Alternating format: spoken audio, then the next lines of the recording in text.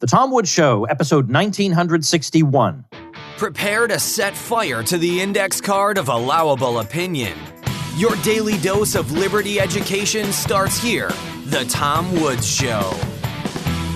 Hey folks, don't even think about missing the libertarian event of the year, the 2000th episode of The Tom Woods Show, live in Orlando, featuring many of your favorites from The Tom Woods Show. And Michael Malice says his special surprise guest, whose identity I myself don't even know, will bring the house down. Cost nothing to attend. Register at tomwoods2000.com. Hey folks, Tom Woods here. We're talking today about Lithuania, in fact, and what's been going on there, because there have been some pretty draconian measures proposed in Lithuania, but also plenty of resistance. So it's going to be very interesting to see how this plays out. And joining me to talk about this is Emilia Mitutsiena, who studied chemistry and engineering in Lithuania. 4 generations of her family were subject to Stalinist repression and Siberian gulags. And her parents did not submit to the communists. And she just wrote an article on this subject that I'm going to link to on the show notes page called Lithuania's Crackdown on the Unvaccinated. And I want to talk about what's going on with her. So welcome to the show, Emilia. Thank you very much for inviting. It's a pleasure to be here. We obviously have some matters of great importance occurring right now in the present, but I want to start off going back into the past a little bit. First, can you give us a little bit of your background, how it is that you would come to write such an article in the first place? Well, I do live in the UK for 14 years. And up until now, I never thought I would get involved in social or political programs or any matters at all. I felt as I've no reason or even I've no right to do so. You know, I had a pretty comfortable life here. And yet sharing information with my friends and family members who are still in Lithuania, of course, I came across the facts. Then I've got connected within the group of like-minded people.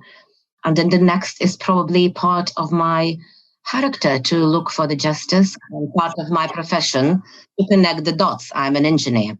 Well, I guess what I meant more is that you're originally from Lithuania, you have friends in Lithuania, you have background there, you know the people.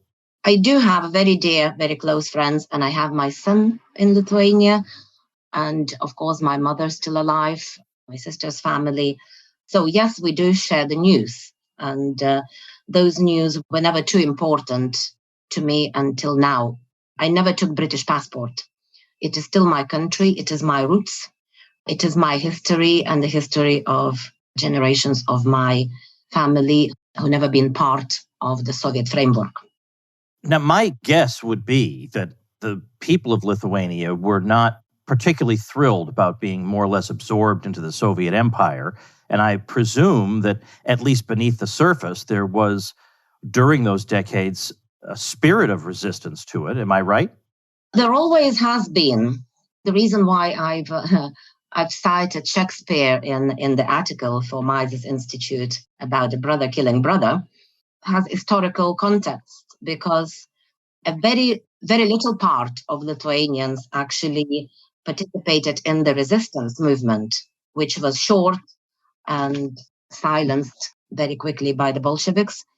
Some people have joined Bolsheviks and Russians and have welcomed USSR, whether they did it, for their beliefs, or whether they did it just to conform and win some, opportunities in their lives. That remains a question.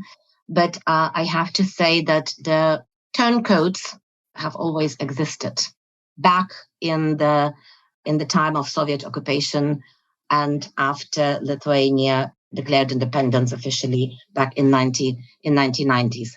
And there was always a movement of the resistance. I remember my school years.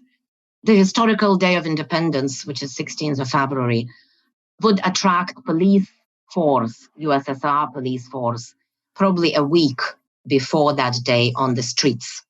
And yet on the 16th of February, in every town, in every city of Lithuania, the national flag would appear overnight somehow. So resistance movement has always been there, and it became loud in the late 90s. where we had Sąjūdis, or kind of group of the dissidents who became apparent and started voicing their wish to become independent again. I don't know how that would be in English, probably a reform movement of Lithuania.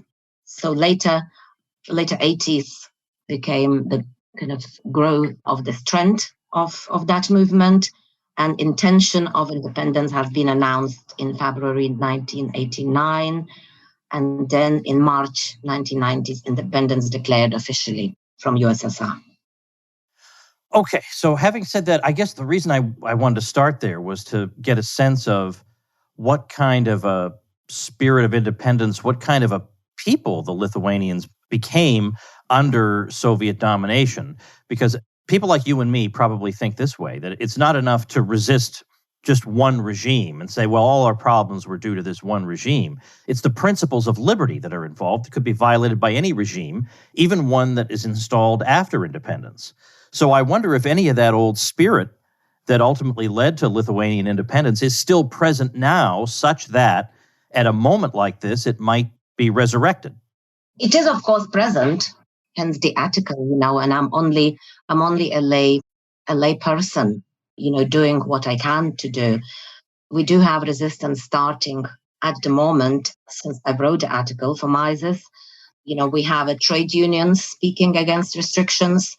We have a wonderful speech of chairman of Lithuanian Bar Association, in which he utterly condemned the attempts of the current Lithuanian government to restrict citizen rights. And we do have, as of today, a Health Law Institute established, which actually today gave a press conference, which is going to be investigating the matters of COVID pandemic management. And such institute is connecting top-notch and well-known medical professionals of Lithuania and the lawyers. So the spirit is there. Talking about society, it is split at the moment, and it is split very badly.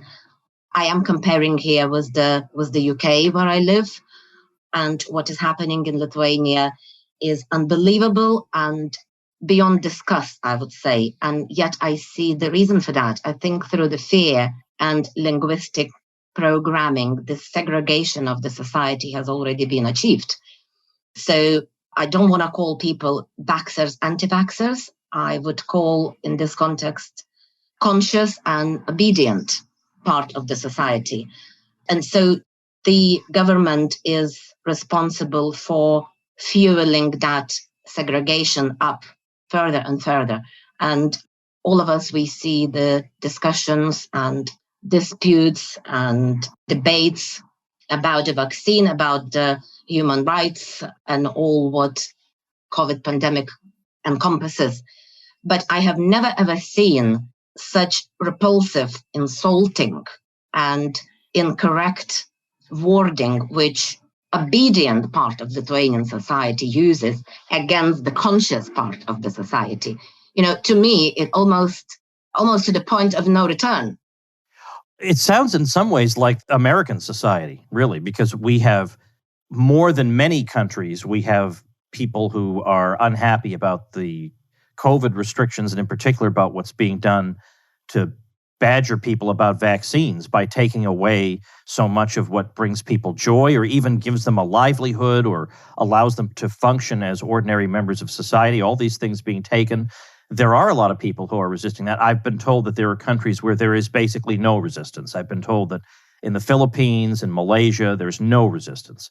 In Australia, there's a growing resistance, but still small. Canada, still small. But there is definitely this division of society. And I like your distinction between not so much vaxxed and anti-vax, but obedient.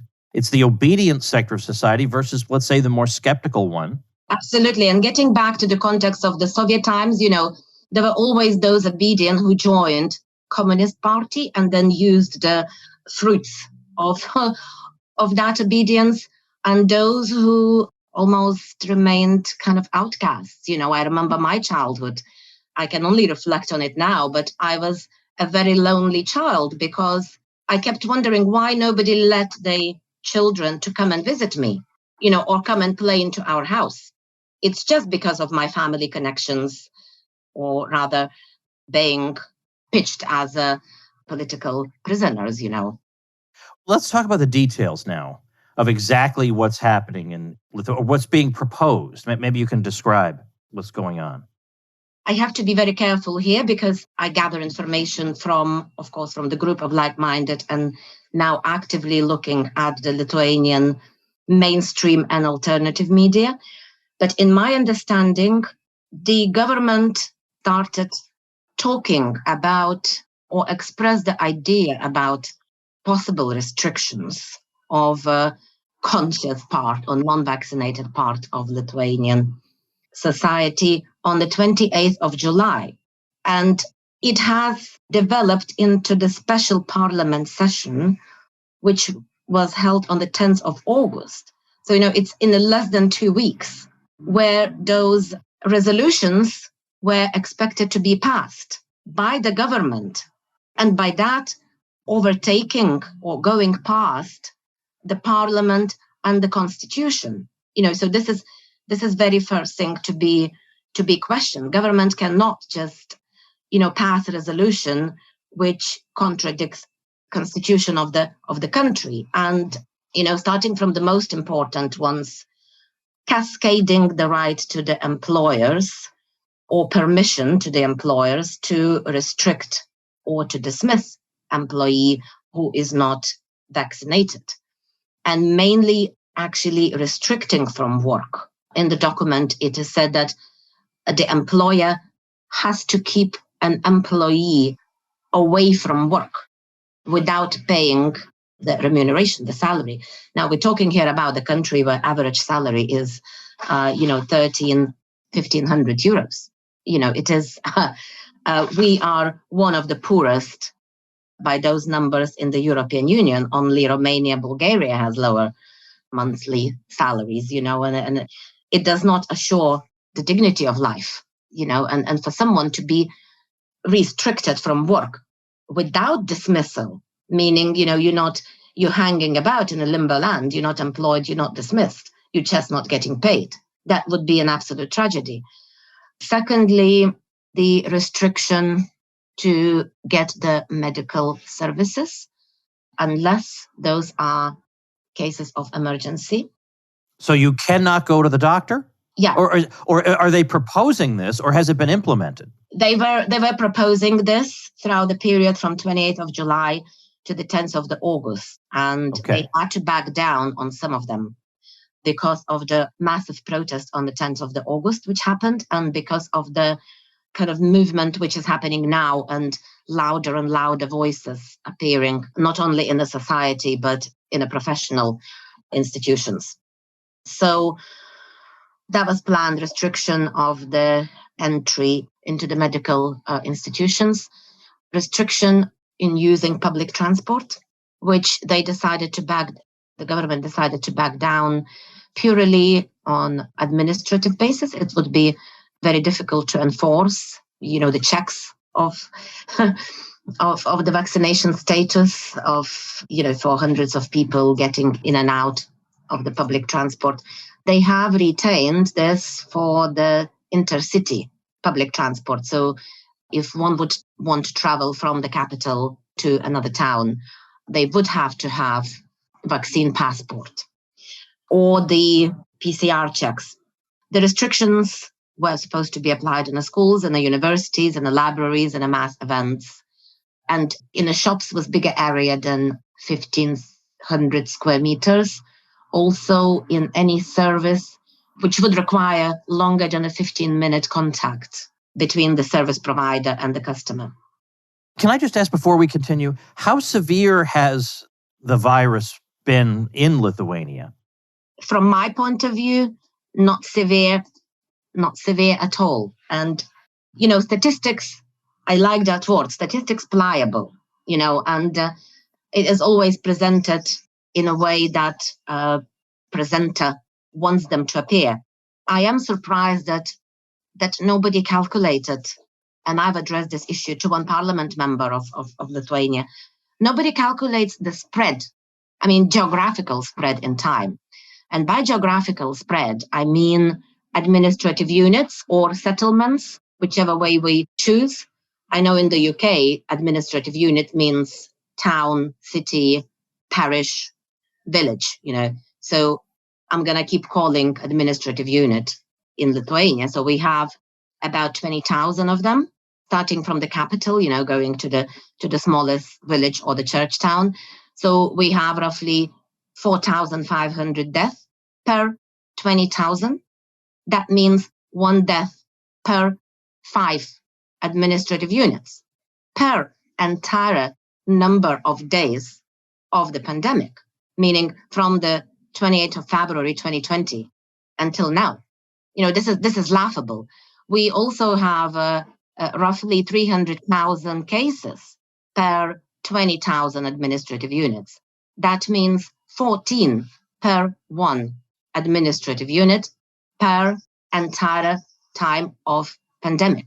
So, this is not how government presents to the society that we have a highest number of the cases in Europe.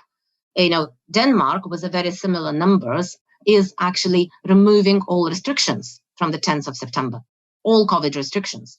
Lithuanian government is introducing repressive methods of restricting citizen rights.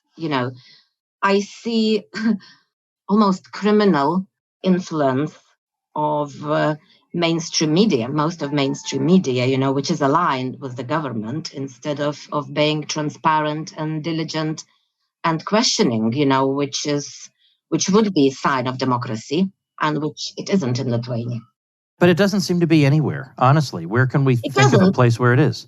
Well, it doesn't. I know some of the problems that we discuss are common at the moment, but it's discouraging to me. I guess I thought there was a chance that there were maybe some places in Eastern Europe where there might be some honest voices out there, and it's very, very hard to find. Even I look in the UK.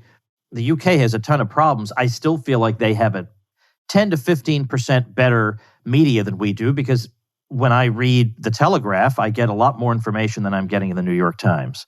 But overall, if there's a big protest in Britain, it is portrayed in the most negative light possible, with a strong bias against resistance to what's been happening. So you described a protest on August the 10th.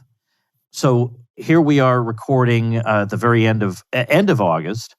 The protest, what kind of effects has it had? Where do things stand? Is Lithuania in a limbo? What direction are things moving in? You said, by the way, in your article that just under 25% of Lithuanians say they trust the mainstream media there.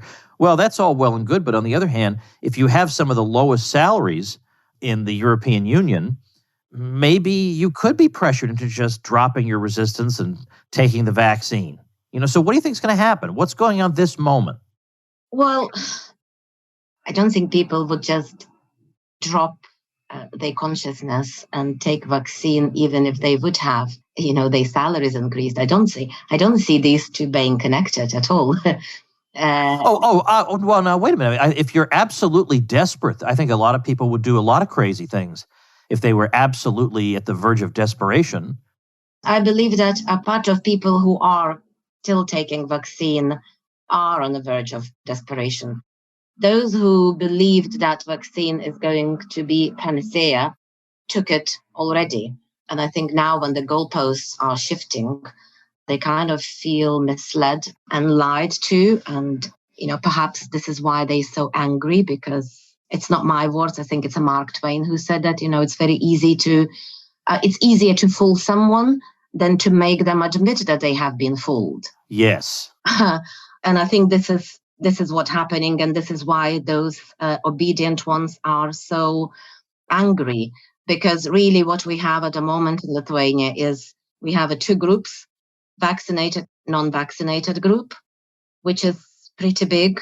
When I wrote the article, it was 48%, so we can't even call it a minority. And it is sufficient information at the moment coming from WHO and healthcare systems around the world that both groups are equal carriers. Both groups can equally contract the illness, carry and pass it. So, in that sense, they both are danger to the society, which one of the European member of the EU Parliament called non-vaccinated. So if both are equal danger, why one group is getting privileged, if not for obedience only, And I don't believe that people who made a decision not to take vaccine would change that. I have mentioned trade unions, and I know that people are connecting. There are some businesses who actually announced that they would be serving only non-vaccinated, despite the government restrictions. There is a big hope at the moment that Health Law Institute, newly formed Health Law Institute, may change the tide. There is another protest, 10,000 people expected, if not more, on the 10th of September. Again, near the parliament. We are getting lawyers involved and the public institutions, and, voices are louder and louder. Whether we will succeed to change the situation, I don't know. Do we have any guarantees at all in any country of the world, Right. These are uncharted waters for sure. My theory as to how they get around this logic, because you're right that if the vaccine is not preventing transmission, or if it's slowing it trivially, then obviously the system makes no sense as a so-called public health measure. So why are they doing it? I personally think in the United States, they're doing it because the ruling class right now skews heavily in favor of the Democrats. And I think they think that the unvaccinated, in general, are their political enemies, that the unvaccinated are Trump supporters. And this is a way to destroy their livelihoods. I mean, these are bitter, angry people who were on the outs and insulted for 4 years. Now they have a golden opportunity to take revenge in the name of public health, of course. So it looks respectable, but it's driven by the basest, most disreputable motives. I think it is simply to punish dissidents, to punish people for not obeying, and to punish people for being stupid rubes who won't listen to what they're told by their betters. I think it's punishment. In the United States, at least, given our recent political history, I think that's what's happening in this country. It's either punishment or there is some agenda, the theories of which we can find. This is medical issue, and government involvement and affiliation with politics, as you say, was the Democrats affiliating it, in the United States with the opposition, and the same happens happening in Lithuania. The government is affiliating resistance to get vaccinated with the connections to Kremlin, to Moscow. This is a medical issue. Yes, I understand it does affect economy, but, this is the medical professionals who should be advising government on the management of the pandemic. And I don't believe that management of the pandemic could be done by introducing kind of extreme situation. Ultimately, this is the question that each individual is asking themselves. Am I going to die? This is what matters to the lay public member. Am I going to die? Shall I take vaccine or not? And the fact that there is no transparent and diligent debates between medical professionals and between scientists who promote vaccination and who are against the vaccination, and we know the names of those. The fact that such debate is absent itself is a proof that agenda is somewhere there. It is proof that the interest is utilitarian rather than humanitarian in management of the pandemic, and perhaps most likely political, if there is a pandemic at all. Hey, folks, before we go on, it's time for me to badger you, but from a place of love, folks. This is coming from a place of love. I hope it's obvious by now I want what's best for my people. So let me tell you something. If you want to properly provide for your family, well, most people need 10 times the life insurance coverage they get through their employers. And if you have anybody relying on your financial support, whether it's a child, an aging parent, a spouse, even a business partner, you need life insurance. And Policy Genius makes it easy to compare quotes from over a dozen top insurers all in one place. Why compare? Well, it's obvious. You could save $1,300 or more per year on life insurance by using Policy Genius to compare policies. The licensed experts at Policy Genius work for you, not the insurance company, so you can trust them to help you navigate every step of the shopping and buying process. And for heaven's sake, how much easier could they make it? You go to policygenius.com. In minutes, you can work out how much life insurance coverage you need and then compare personalized quotes to find your best price. When you're ready to apply, the Policy Genius team will handle the paperwork and scheduling for free. So head to policygenius.com to get started right now. Policy Genius. When it comes to insurance, it's nice to get it right. Well, it seems to me that if there are as many people refuseniks, we may say, when it comes to the vaccine, and they're certainly not going to be bullied into it. No. If there was any chance some of them might take it, yes, some may be pressured and they may not feel like they have any option. But my feeling, especially since I've already had the virus, there's no way I'm getting vaccinated. That would be ridiculous. But I'm definitely not going to be bullied into it by people from the entertainment world being condescending and vicious, or politicians trying to destroy me. Now you can forget it. If there was any chance, it's long gone. But given that there are enough people, we don't know if it's enough, but there seem to be a good number of people in Lithuania not doing it. Now that it's a collision course, because if you're really going to tell businesses you cannot cater to this large percentage of people, I don't see how they survive. And I don't see either. I don't see either. And you are absolutely right. I think you can push a will of individual for only as much. It is like a spring. You can pull it and pull it and pull it and pull it, and there is a time when the spring springs back, into the position. You cannot restrict humans' conscience and will if it is there. I'm not talking here about those, totally obedient. But then we have a part of the society which do believe medicine and which do believe science. And I had those debates with close friends of mine, and I said, science is not equal to the scientist. We do have scientists who created nuclear power stations, and we do have scientists who created a nuclear weapon. True scientists would not mind to be questioned, and the true doesn't mind to be questioned.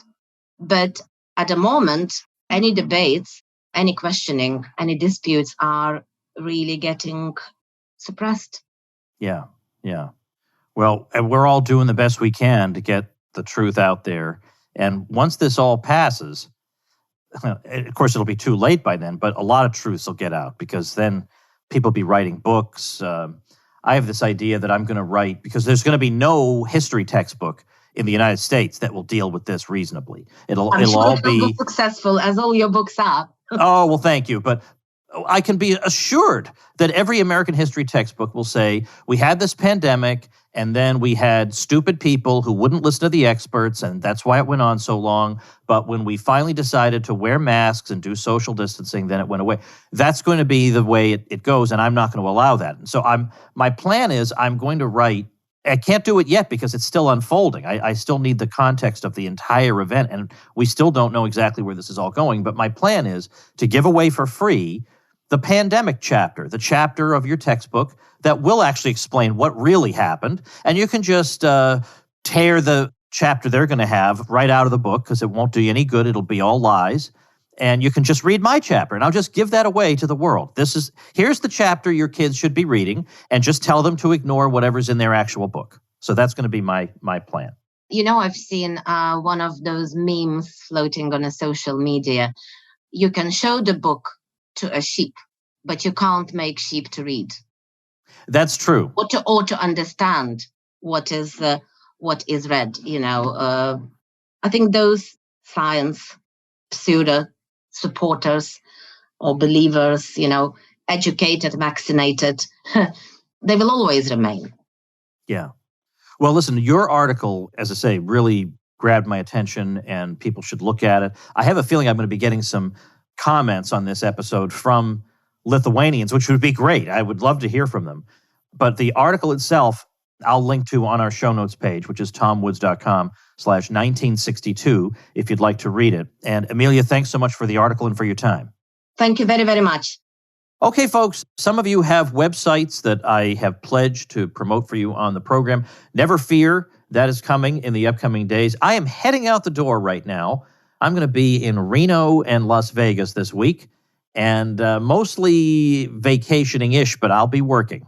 Old Woods always has his foot on the gas here. Even no matter where he is, he's always doing the newsletter and doing the program. We're getting out there to get to a concert that was rescheduled a long time ago because of you-know-what. And I've been just waiting for somebody to say, oh, it's canceled. But the concert's tomorrow, or, well, by the time you hear this, the concert's today. Apparently, it's still happening. Woohoo! I can't believe I am reduced to cheering for a simple thing that should be obviously available, but that's what I've been reduced to. So anyway, thanks for listening, everybody. We'll see you tomorrow. Become a smarter libertarian in just 30 minutes a day. Visit tomwoods.com to subscribe to the show for free, and we'll see you next time. Like the sound of The Tom Woods Show? My audio production is provided by Podsworth Media. Check them out at podsworth.com.